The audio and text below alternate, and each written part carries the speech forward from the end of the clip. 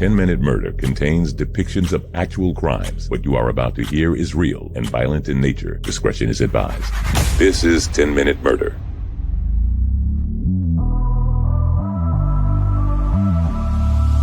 Hi, welcome. It's 10-Minute Murder, the brief and bingeable true crime podcast. I'm Joe, the host, and I'm glad you're here. Now, if you're new here, go ahead and raise your hand, and someone will be around shortly to collect some information from you, and our members can greet you and make you feel welcome. Have you ever gone to visit a church, and that's exactly what they make you do? And you feel super awkward, and then you just never go back.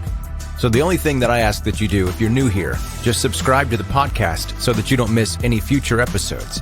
It just takes a second to hit the little button, and you can do that now before we get started. The story today is super creepy. If you're a lady, I have no doubt that you have to keep your guard up like nearly 24/7. There's no short supply of situations you find yourself in that feel unsafe or just plain dangerous. Being a guy, I don't envy and I can't really relate to having to forever feel like you could be a target of some deranged psychopath just because you're at home, inside your own home, running on your treadmill, and your curtains happen to be open. The guy you'll hear about today was in that exact situation, seeing a lady exercising through a window as he passed by, and decided to add her to his long list of victims.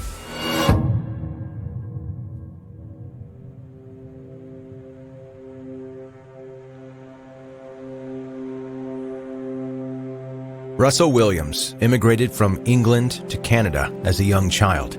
After completing high school, he got degrees in economics and political science from the University of Toronto Scarborough. At UTSC, one of his favorite pranks was picking locked doors and hiding in rooms for hours to surprise the people that lived there. The following year, Russell Williams enrolled in the Canadian Forces. He was promoted time and time again and eventually was made colonel. Williams was regarded as a model military officer over the course of his 23-year career. Russell Williams' fetish-related crimes started in September 2007. He broke into 82 homes, 61 of which went unreported or undetected. During these break-ins, Williams would steal panties of some victims as young as 9 years old, take photos, and lay in their beds and masturbate. These crimes were all documented through photographs and videos he took, along with stolen items he kept and cataloged. His photos generally followed the same pattern with each victim. First, he would take pictures of the victim's bedroom in general and anything that helped identify the victim, like a letter addressed to them. Then he would take photos of undergarments in the victim's drawer before laying them out on the bed or floor, taking more photos. The next photos would be of him wearing the underwear and then ejaculating, generally back at his own house. He would meticulously categorize the photos, panties, and news reports. Of the people he could not identify in their bedrooms, he would name the files in which their photographs were kept mysterious little girls. He would also leave notes with some of his victims, one of which was "Thank you," written in French on a 12-year-old computer. As time went on, Williams' crimes escalated. One victim's house he broke into a total of 9 times. On the 6th time, he watched the woman get into the shower from outside her window. He broke in, got naked, stole her panties, then left the house before she got out of the shower to discover him. On New Year's Day in 2008, Williams broke into a 15-year-old's bedroom. After taking undergarments and photographs, he touched his genitals with her makeup brush and left it behind in her bedroom to be later used. He stole so many panties, bras, and lingerie that he had several boxes and bags of it squirreled away at home, despite burning much of it to make room for new stuff. Between 2 victims alone, he stole around 60 items of intimate clothing. On September 16, 2009, Williams cut the screen to the side window of a victim's house and crawled inside while she was asleep. He snuck up next to the bed. After watching her for a short time, he hit her with a fist. He told her that he was not going to hurt her. He took photos of her in various undergarments she had, stole some panties, and left. The next victim was Laurie Massacott. She was asleep on the couch in front of the TV in her living room when Williams snuck in and hit her in the head with a flashlight in hopes of rendering her unconscious. The attempt was unsuccessful. They struggled, and he tied her hands behind her back and told her that there were other men robbing her house at that moment. He told her that he was in charge of controlling her and that they would not hurt her if she complied with him. Because her hands were tied behind her back, he cut her shirt off. He took various photos of her in her underwear and sexually assaulted her over a period of 2 to 2.5 hours before telling her to wait before calling police. He then went home, a couple houses away, and went to sleep. Russell Williams' sadism again escalated. Marie France Como, a fellow military woman who worked at the same Air Force base, CFB Trenton, was the target. He broke into her house a few nights before, stealing panties. On November 24, 2009, after listening to her have a conversation on the phone in her bedroom from outside, Williams went through her basement window and hid behind the furnace, waiting for her to fall asleep. Como's cat noticed him, though, and that got Marie's attention. When she went to go see what was up with the cat, she saw Williams trying to hide. He attacked her, hit her in the head with a flashlight, and he tied her hands behind her back and put duct tape over her mouth. At some point during the struggle, Williams tied her to a pole in the basement and put the screen back on the window to prevent anyone from noticing that something was wrong as they passed by. Williams led her up the stairs to the bedroom, but she fainted on the stairs. He picked her up and carried her the rest of the way. Over the next few hours, he raped Como.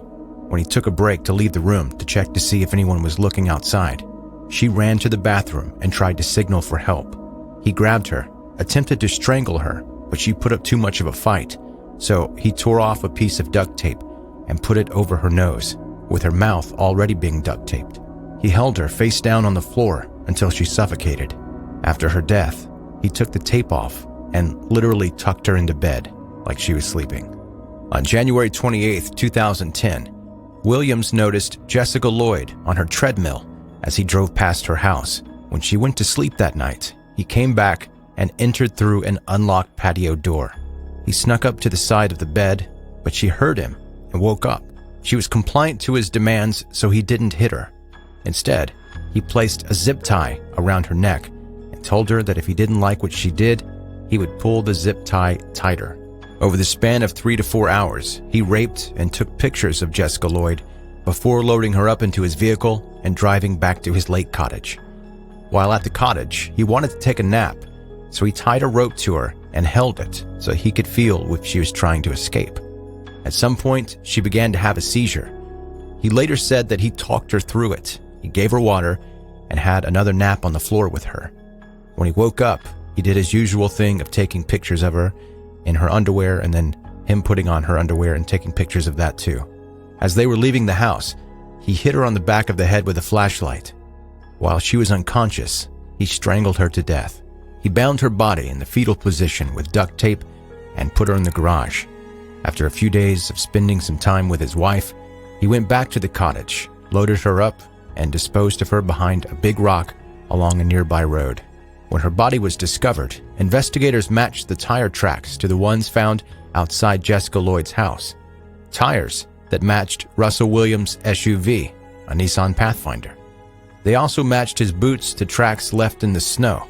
Almost 5 hours after police brought him in for questioning, he confessed to both murders, the sexual assaults, and 82 break-ins. On October 7, 2010, Williams pled guilty to all charges. And October 22nd, Ontario Superior Court Justice Robert Scott sentenced him to 2 life terms to be served concurrently without the possibility of parole for 25 years. Williams' commission and medals were revoked. He was expelled from the Canadian Forces. In turn, his uniform was burned, medals destroyed, vehicle scrapped, and commission scroll shredded.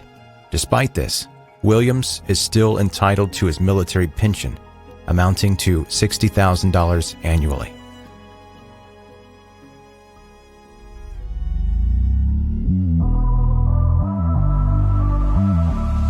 That's today's 10-Minute Murder, the brief and bingeable true crime podcast. I hope you enjoyed that creepy story today. And look, in 2021, I think we need to normalize calling out these types of people for inappropriate behavior.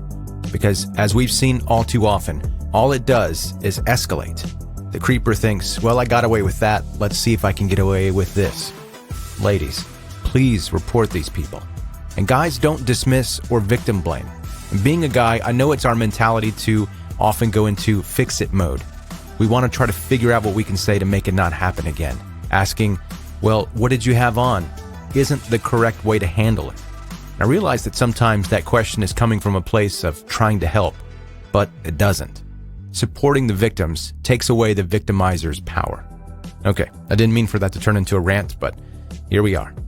Normally, this is where I remind you to subscribe to the podcast and tell your friends about it and review it on Apple Podcasts, but you know that stuff already.